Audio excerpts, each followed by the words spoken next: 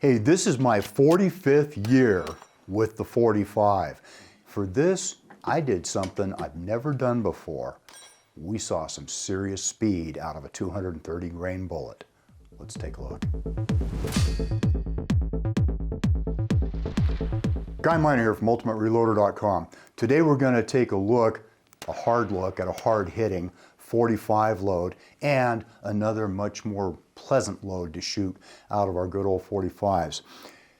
Most handgunners today are using the 9mm, and there's some really good reasons for that. But since the Marine Corps handed me a 1911 45 so long ago, I've had this thing for it, and I still like it. I love to load for it. I love to shoot it. I carry it often.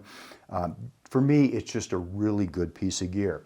Now, that's not just theoretical. I personally know 4 guys who have relied on their 45s to save their life or the life of someone else.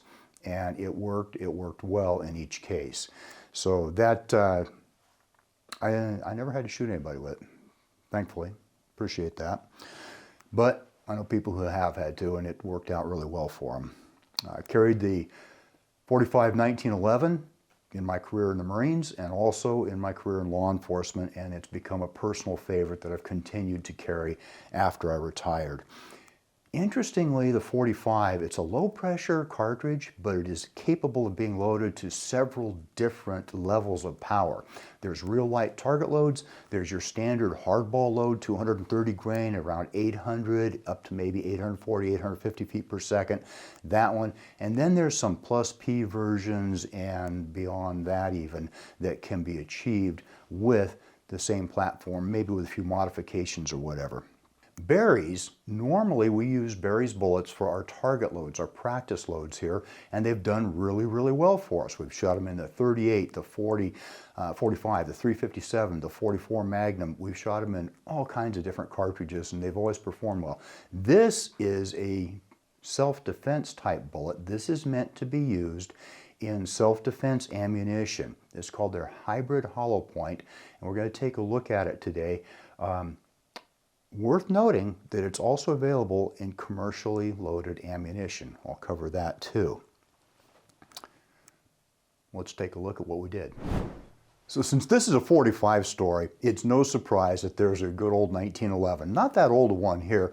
It's a Kimber 1911. I'm real fond of the Kimber brand. There's many, many good 45 1911s out there, and there's a whole lot of 45s that are not 1911s. Seems like just about everybody makes a 45 anymore. You may be asking, what the heck is a revolver doing on here if it's a 45 semi-automatic story? Well, it's a 45 ACP story, and we started making revolvers in 45 ACP all the way back in World War I. That was a very long time ago. And we're going to be talking about this Ruger too. So the Kimber, full-size 5-inch 1911, weighs about 38 ounces with that full steel frame and that 5-inch barrel. So it's got some good heft to it, and that soaks up a lot of the recoil from those powerful self-defense loads. Makes it pretty easy to shoot and keep your rounds on target, keep hammering away in rapid fire. The Ruger Blackhawk, this is what they call their convertible version. It's a 4 5/8 inch barrel, and it comes with 2 different cylinders. One for 45 Colt, which is this big doggone thing, 250 or sometimes 255 grain bullet, and just a huge old cartridge that started out in the black powder days. So it is big. And then the 45 automatic was designed to get close to the ballistics of that in a much smaller, more compact package. And it's been doing that from the beginning. Works out really well. So the 45 revolvers, some of them are chambered for 45 ACP, and some of them come with 2 different cylinders, like this Ruger does, 45 Colt and 45 ACP. Makes for a really good revolver if you like those big bore cartridges. Both of our loads today, the light one and the heavy duty one, both of them are built around Berry's 230 grain 45 caliber hybrid hollow point. Now, we've got the 230s here. Berry's also offers them in 200 and 185 grain versions. It's a good bullet. It's made from soft swaged lead core, like most Berry's bullets are, and then it's plated. It's plated with copper. That's not a jacket the way most other jacketed bullets are that have a copper jacket or copper alloy jacket that they insert a chunk of lead into and form it that way. Now this starts out as a soft bullet, basically, swaged lead bullet, and then it's copper plated, and then it is struck into this hollow point shape. They call it their hybrid hollow point, and as you can see, it's got skives cut into the hollow point to assist in expansion. Pretty neat. Berry's recommends an overall loaded length on your cartridge of 1.210 inches, and they recommend that this bullet be used from 825 up to about 975 feet per second. 975. That is a lot higher than the 45's normal 800 to 850 foot per second range with this heavy of a bullet. Interesting. See what we can do about that. I recommend when you're loading the 45 ACP that you always use a taper crimp. This is a cartridge that head spaces off the mouth of the cartridge case. If you use a roll crimp and crimp it on in like that, like you would with a revolver cartridge, you're not going to have a good place or proper place for that headspace to work off of. You need that taper crimp. Also, the taper crimp works out really well for a couple of other things. One, it helps the cartridges feed really well from the magazine on up the feed ramp and into the chamber. And two, it's pretty gentle on the bullets. And that's something to remember about Berry's bullets is they have that fairly thin copper plating on them, and it can be damaged with too aggressive of a crimp. So I make a mild taper crimp on all my 45 ACP cartridges. Berry's also recommends, and what I did with these bullets was to use a round nose seating stem, not a semi-wad cutter seating stem. And that's because this is a fairly soft bullet and you can deform it with using the wrong seating stem. I didn't have any problem at all using a good old round nose. And that's mostly what people shooting the 45 ACP use anyway, is a round nose type bullet, although there are semi-wad cutters and truncated cones and things like that. Keep in mind that bullet contours vary, and you know where they go when they're going up towards the tip, when they come in, how long they carry that full 45 caliber all the way up before they start bending in. That changes from this type bullet to that type bullet, so you have to be real careful with your seating depth and make sure that it works with your pistol. I ended up loading these a little bit shorter than normal at 1.1 inch, and that guaranteed that they fit in the chamber of my pistol and that they fed real nicely through my magazine. For this video, we did something that was pretty cool because I knew that I wanted to load to standard specifications, 800 and a little bit feet per second for one load, and then I wanted to push the other load really hard. Gavin and I were talking earlier today about HP 38 and its counterpart Winchester 231, which are the same powders with different labels on them, okay? And people might debate you on that, but that's exactly what they are. HP 38 and Winchester 231. We have been using, each of us has been using those for decades. I started loading with Winchester 231 back in the 80s for my 45 ACP, also for 38s, for light loads in the 357, light loads in the 44 Magnum. I've used it in a lot of stuff. It's an excellent target type powder, gives you good consistent results. Consistency through the powder measure because it flows real well, and consistency across the chronograph because it'll hold pretty tight spreads on your velocity, and consistently hit nice groups downrange too if the shooter's up to it. So HP 38 remains a real favorite of mine. Silhouette, that's a different one. I had not used Ramshot Silhouette until recently, until the past couple of years. The first time I did it, as you may have seen our 45 versus 10 millimeter video, and in that one I got some outrageous velocities from the 185 grain bullet out of the 45 ACP. We were well up over 1100 feet per second easily, no problem. The stuff performs in the 45. So I said, well, let's try it in the 230 grain Berry's and see how that does. It's a good powder. Let's take a look through the Hodgdon online loading manual right there, and you can plug into it. I spent a lot of time on that. I like it. It kind of fascinates me. One we have here on the bottom, the HP 38, that looked like a very much a normal type of load to me, and I wound up going with the 5.3. I've loaded that before with 230 grain bullets. It works just fine. They're predicting 834 feet per second at a pretty mild 16,900 copper units of pressure for their pressure. Pretty mild, no problem, and that's their top load for that. And so that's what I loaded. Then Ramshot Silhouette. I said, okay, let's take this one up to the limit. So up to 8.2 grains. I'd used something like 7.7 before with a different jacketed 230 grain bullet. Bumped it up to 8.2 because I saw a figure over there that I had not seen on standard 45 ACP 230 grain loads. They're talking just over 1,000 feet per second. 1,000 feet per second with a 230 grain bullet from a 5-inch semi-automatic 45. Could that be true? Maybe. So I had to give it a try. We took our guns and ammo to the range. We wanted to do some chronograph testing and then do some action shooting too, which was a lot of fun. Did a little bit of accuracy work, nothing real serious on that, and had some fun. I did all the chronograph data with the 5-inch 1911. All of it with the 230 grain Berry's hybrid hollow point. The 8.2 grains of Silhouette, absolutely delivered. It was cool to see. I was curious to see not only how well I shot it and what it felt like shooting it, but what that chronograph number was. Sure enough, we averaged 1,016 feet per second, which to me was pretty impressive. That's a big bullet going pretty doggone fast. I like 44s and 45s up there around 1,000 feet per second with a good heavy bullet. That can take care of an awful lot of problems you might have to deal with a handgun. 1,016 feet per second, and that is a book load. Okay, that's not out there doing some kind of wild and crazy stuff. That's not a 45 Super. That's not a 45 SMC. It's not a 460 Roland. None of that. No, it's 1,000 feet per second out of a 45 ACP in a standard 1911.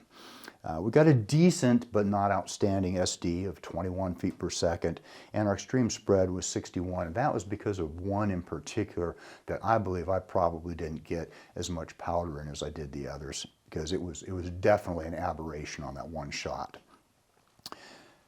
5.3 grains, HP 38, the light load, 808 feet per second, right in there where I expected it.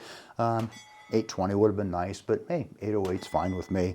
Nice tight SD of 8 feet per second and extreme spread of 18.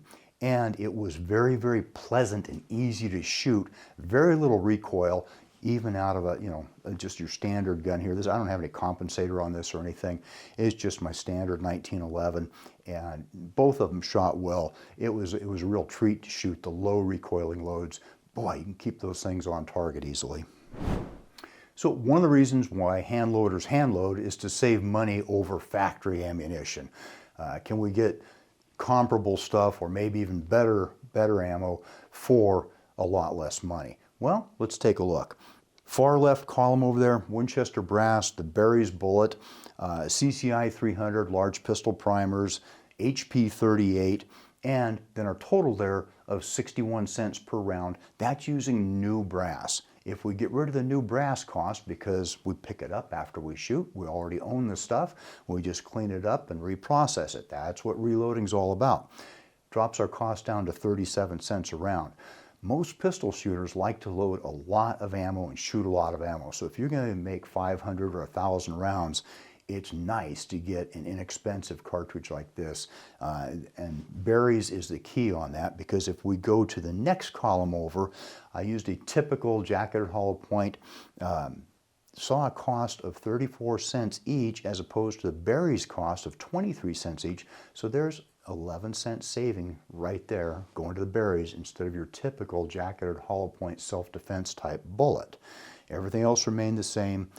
Total cost of that hand load was 72 cents with brand new brass, and down at 48 cents if we're reusing the brass.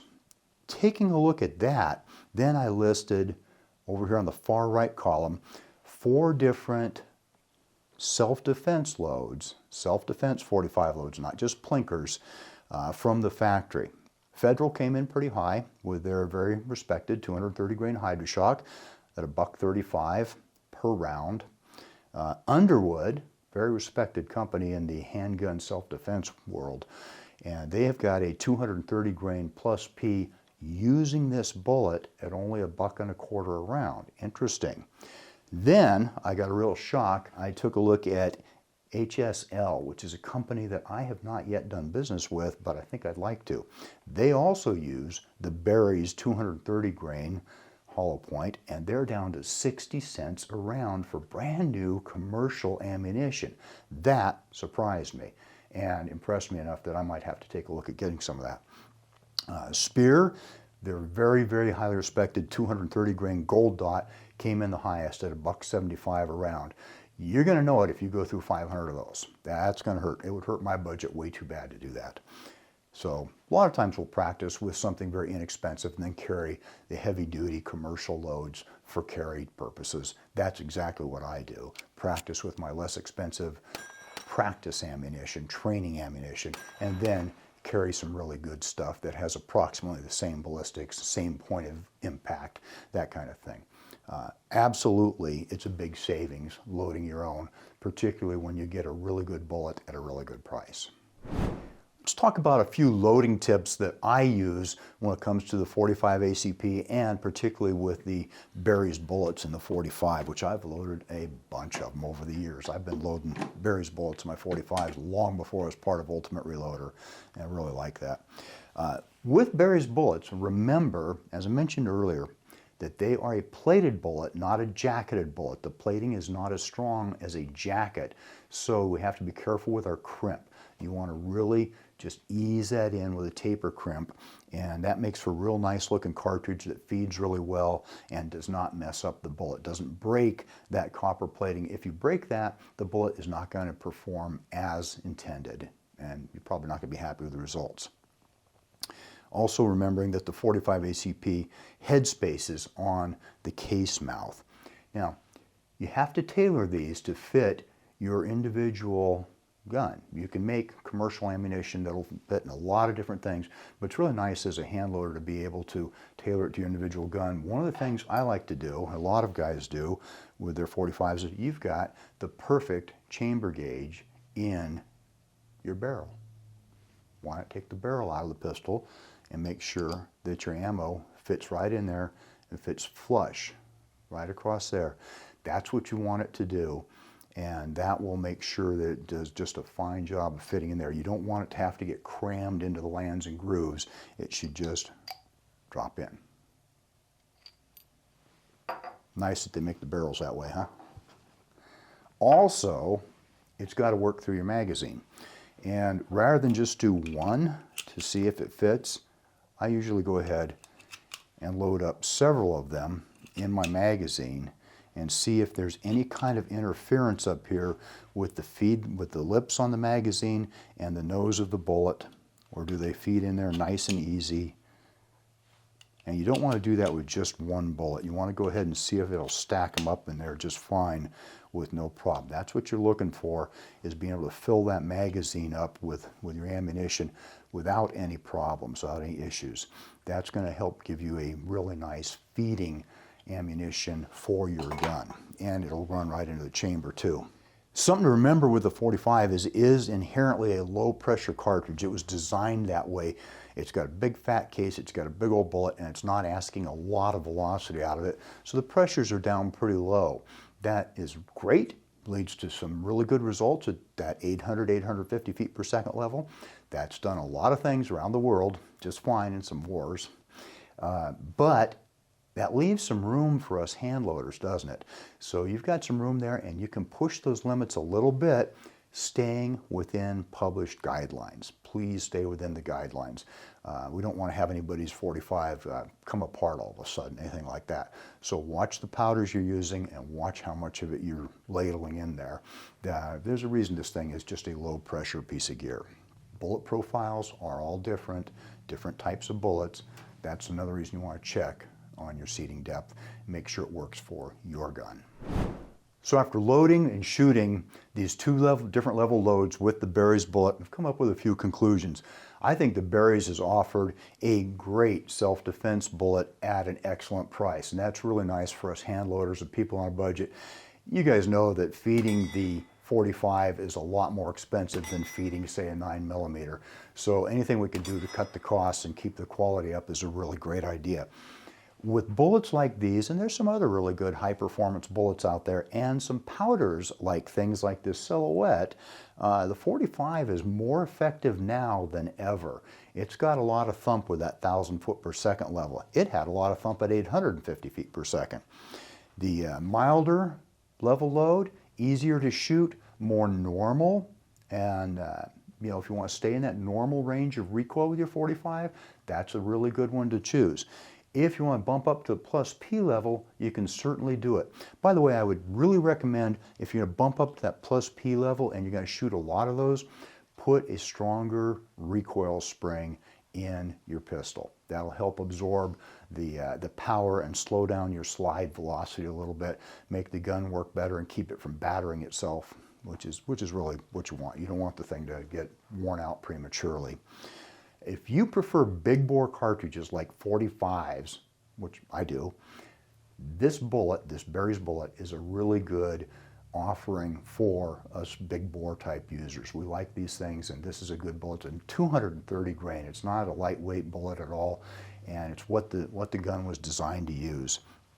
It's really nice that we can hand load for it. There's a wide variety of components out there, and it's really nice that it's available in some commercial ammo. I find it to be a good bullet for building loads for either practice or for carry. And again, for carry, I would much rather have commercial ammo in my magazine. But that's a decision for you to make. What I want to know is anybody else out there using any of these Berry's hybrid hollow points in 45 or any other cartridge? How are they working out for you? And you're pretty satisfied with their performance? I'd like to know that. So drop a comment and we'll have a discussion. That means it's time to wrap this video up. I hope you enjoyed this video. If you're watching Ultimate Reloader on TV and want to take advantage of free resources, exclusives, and hot deals, just hold your camera phone up to the QR code, tap on the link, fill out the information, boom, you're getting Ultimate Reloader emails. Don't forget to like and subscribe. Also, we're on Facebook, YouTube, Rumble, where we've got unrestricted content, and Instagram. Make sure to follow us on all those channels. Ultimate Reloader also has a commercial solutions division serving law enforcement, the military, and the gun industry. We have some unique capabilities, including a comprehensive suite of recoil testing and evaluation capabilities, trigger profiling, and more. Thanks again for watching.